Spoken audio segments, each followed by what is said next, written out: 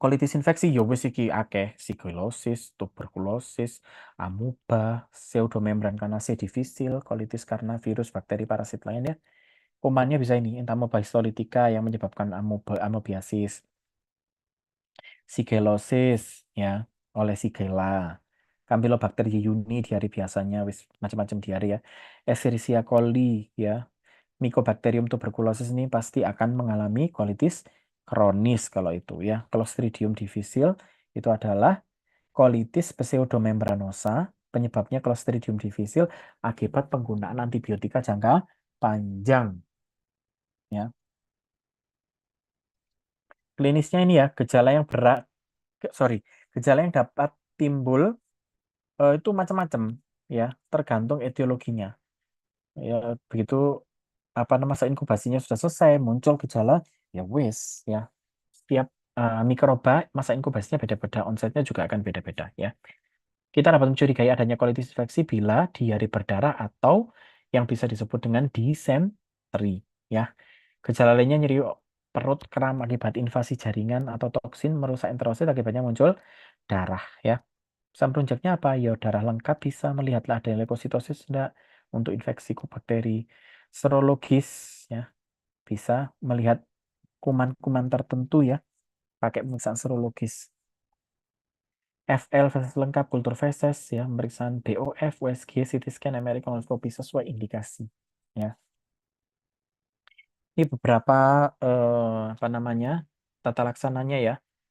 Ada self limiting disease. Jadi beberapa kayak virus gitu-gitu itu kan bisa self limiting disease ya, sembuh dengan sendirinya. Pokoknya harus ada suportif cairan dan diet dengan baik. Antibiotika hanya diberikan pada infeksi bakteri atau parasit ya, itu juga pakai antibiotik ya. Nih ya, terapi medikamentosa untuk amoebiasis ini untuk amoeba, infeksi amoeba ya. Karier asimptomatik dosisnya ini. Colitis amoeba akut pakai metronidazol ditambah dengan agen luminal. Agen luminal tuh yang ini atas ini, iodoquinol ya, paromomycin ya. Jadi sebenarnya pasien yang kena amoebiasis terapinya itu double 2. 10 hari pertama pakai metronidazol, 10 hari kedua agen luminal ya. Ya ada amoebiasis ekstraintestinal yang seperti abses hati, itu dosisnya seperti itu. Ya obat-obatan yang bisa digunakan nih antibiotika seperti ciprofloxacin ya, dosis sekian ya pada anak-anak. Tapi ya ingat ya, ciprofloxacin atau turunan quinolon itu utamanya dihindari pada anak-anak. Lebih baik jangan digunakan. Karena apa? Karena golongan quinolon itu resiko arteropati, bisa menyebabkan gangguan pertumbuhan. Pada anak-anak mending cari yang lain aja, pakai lini kedua ya. Bisa model pakai pivmesilinam ya, atau ceftriaxone, azithromycin tuh ya, bisa dipakai itu ya. Terapi rekomendasi untuk TB ini obatnya ini ya. Terapinya sama kayak TB peritonitis tadi yang di atas ya.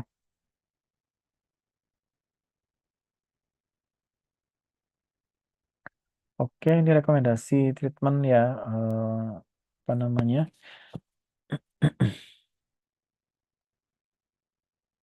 Ini pertama kejadian bisa pakai metronidazol vancomycin untuk Clostridium difficile infection ya, atau colitis pseudomembranosa ya.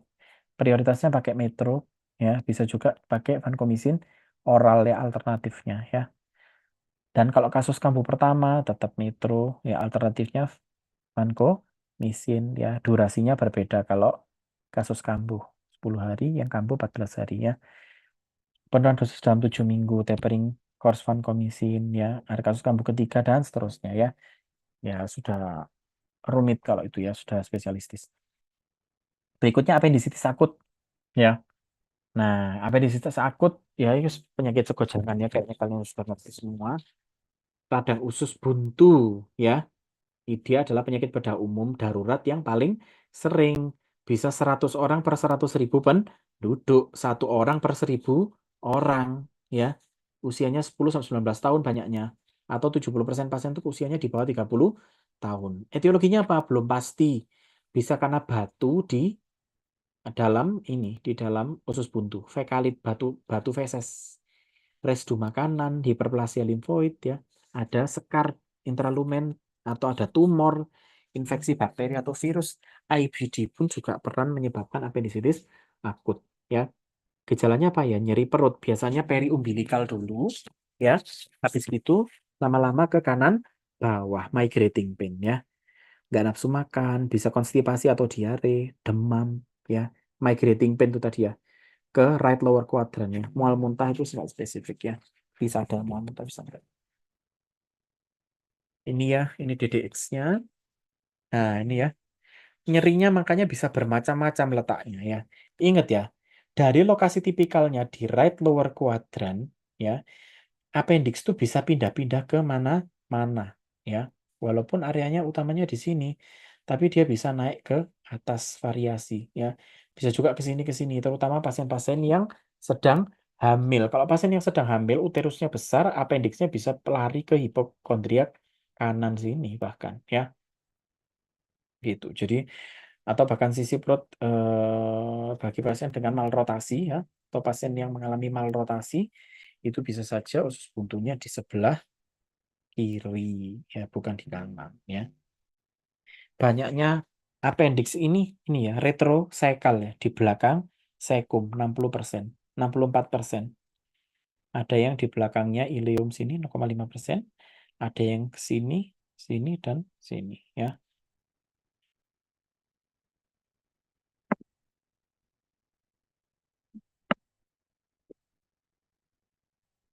Oke.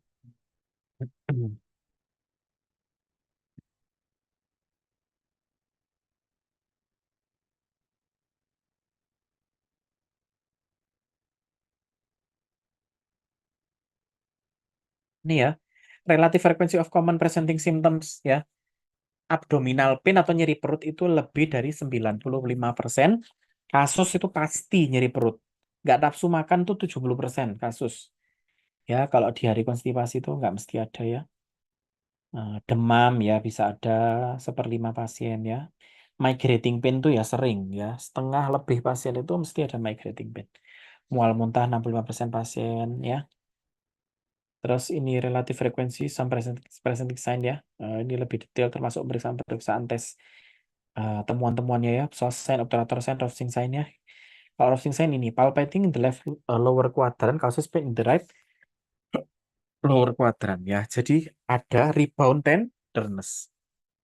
Dia ditekan di sisi perut kiri bawah, setelah dilepas nyerinya malah di kanan bawah.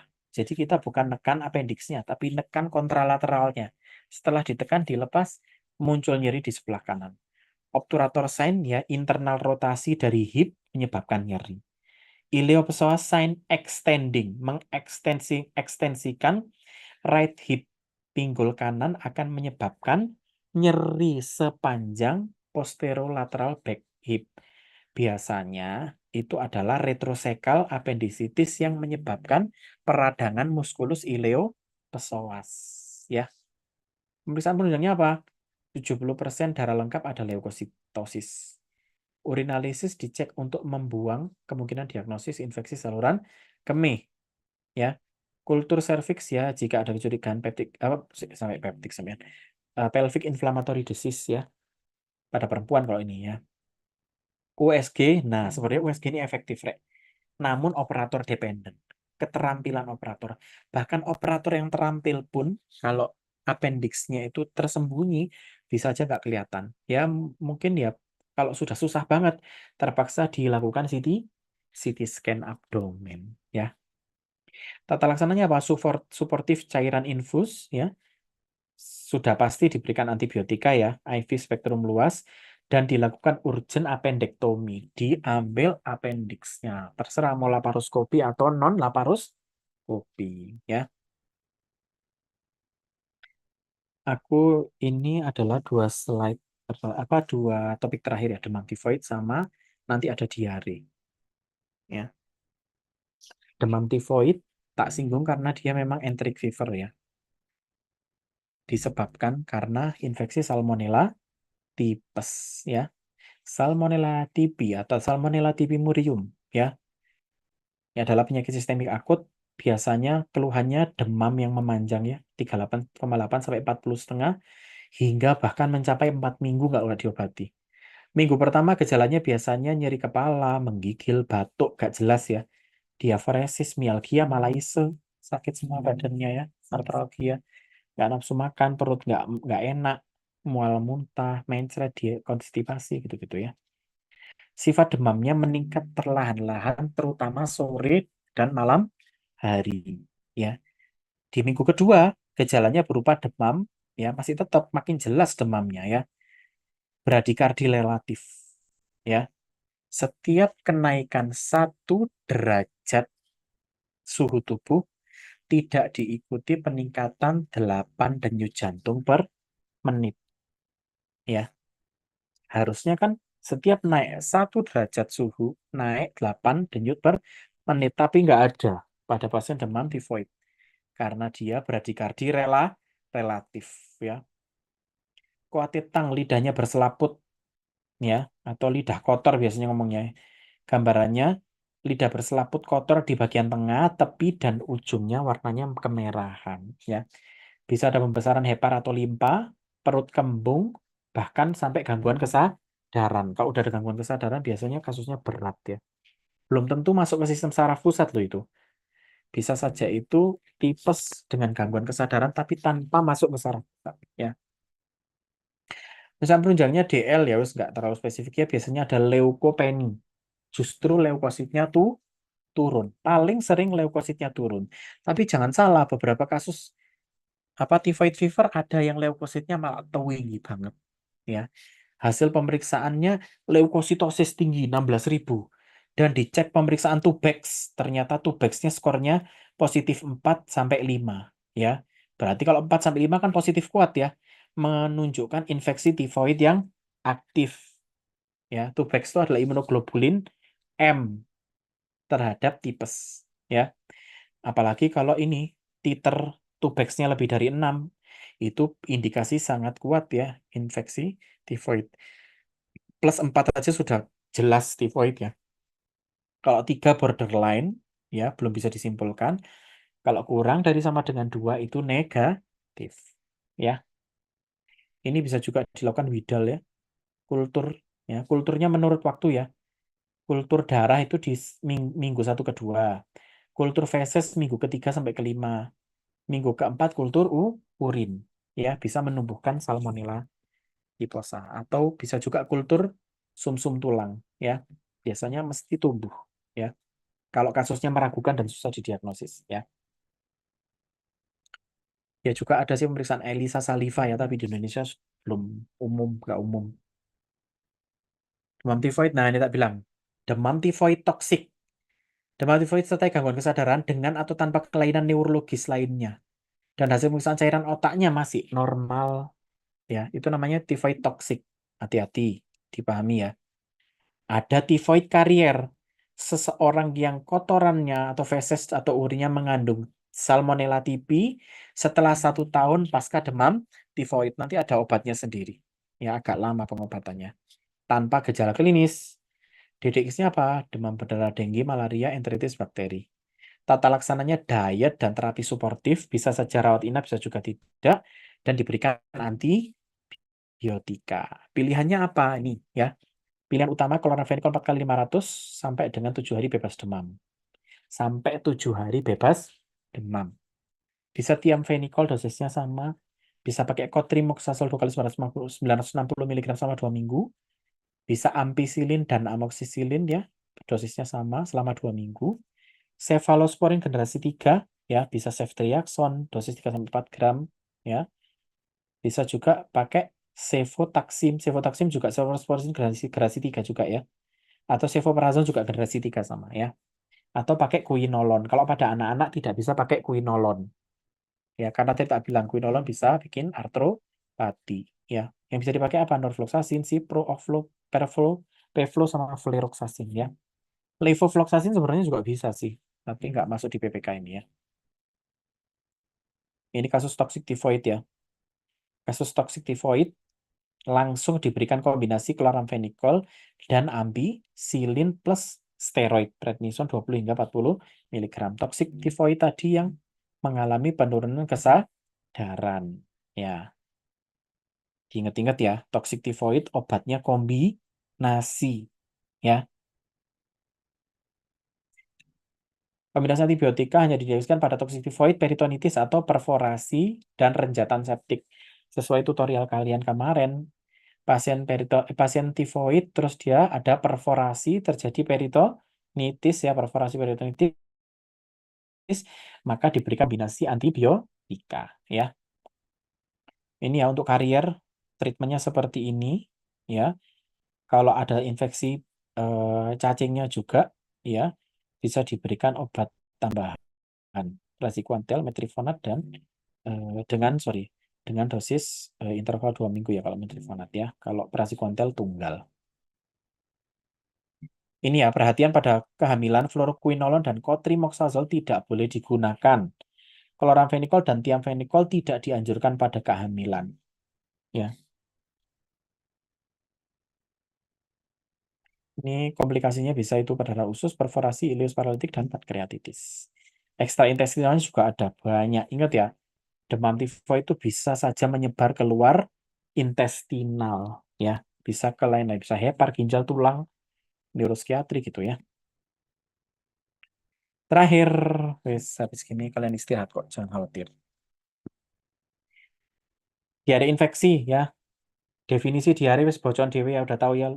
Frekuensi lebih dari 3 kali per hari atau air lebih dari 200 cc per hari, bisa akut kurang dari 14 hari, persisten 2-4 minggu, kronik lebih dari 4 minggu.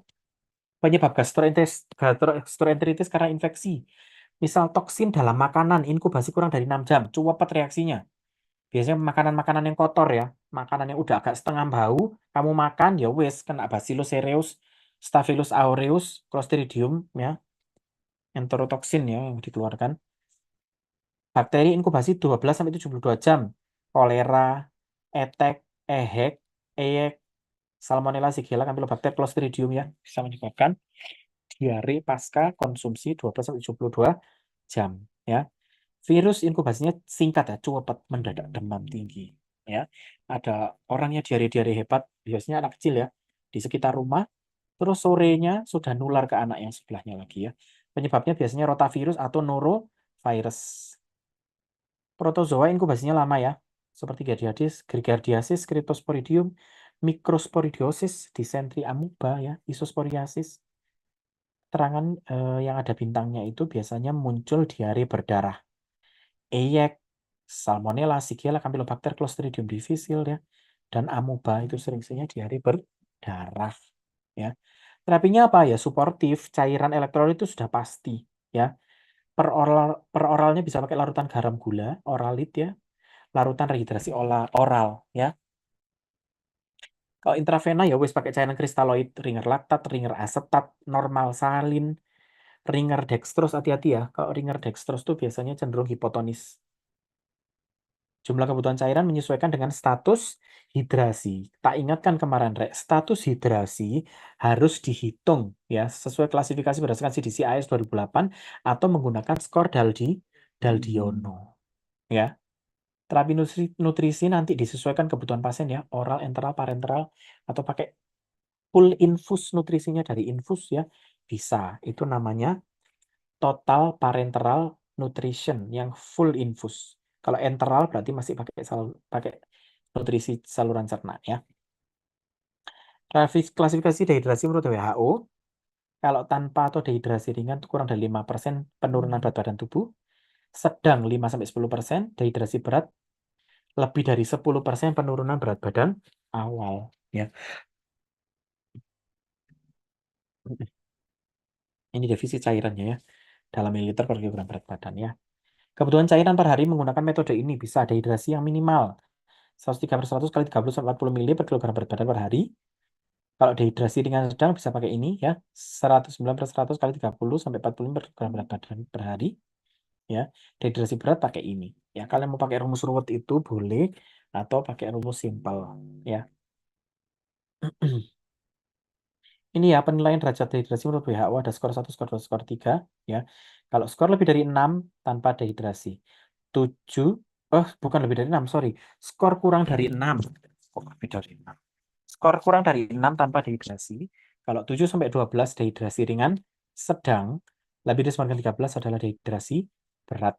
Ya, evaluasi dan tata laksana dehidrasi berdasarkan CDC pakai rumus ini. Ya, dehidrasi minimal yaitu kekurangan cairan kurang dari 3% dari kebutuhan normal atau per berat badan. Kebutuhan cairan tadi 103 dibagi 100 dikali 30-40 mili kali per kilogram berat badan per hari. Atau kebutuhan cairan pengeluaran ya dihitung feses plus insensible water loss ya dikali 10% berat badan plus 30-40 mili per kilogram berat badan per hari ya. Untuk yang minimal, ringan sedang ya sesuaikan lagi, hitung fesesnya juga. Ya, bisa juga pakai rumus yang 109. Kalau yang dehidrasi minimal 103. Kalau yang dehidrasi berat 112. Ya. Juga yang penghitungan feses juga sama ya rumusnya. Ini ya Daldiono score ya. Nanti Daldiono skornya di total ya. Skor total Daldiono dibagi 15 kali 10% dikali berat badan dikali 1 liter. Nanti keluar. Oh, dia defisitnya adalah 900 cc. Berarti pas pasienmu datang ke IGD, kamu hitung Daldiono skornya, kamu hitung skor-skornya, oh totalnya keluar 900 cc. Berarti pasien A ini kekurangan cairan 900 cc. Ya sudah, resusitasi sebanyak 900 cc. Dan sesuaikan dengan skor Daldiono. Ya, ini terapi ya untuk bakterinya. E. coli, efek dan segala macam ini berikan bisa quinolon, bisa kotrim, salmonella pakai chloramphenicol, quinolon, kotrim, oxazole, kolera pakai tetra ya, biasanya pakai golongan tetrasiklin memang ya. Quinolon juga bisa. Clostridium difficile tadi udah dibahas. Yersinia pakai aminoglikosida ini ya. Terus Shigella, disenterase bisa pakai quinolon, cephalosporin, generasi 3 atau aminoglikosida. Kalau ada kebukti Campylobacter jejuni bisa ciprofloxacin atau norfloxacin atau macrolide. Virus nggak dibolehi pakai antibiotik. Virus itu cuman suportif loh. Pakai antivirus apa? Pakai asiklovir. Boleh nggak? Nggak boleh. Mekanisme kerja asiklovir itu bukan untuk sembarang virus, untuk herpes ya. Gitu. Parasit Giardia pakai metro. Cryptosporidium pakai paromomycin plus azithromycin. Entamoeba histolytica, amoeba itu ya, pakai metronidazole dilanjutkan paromomycin.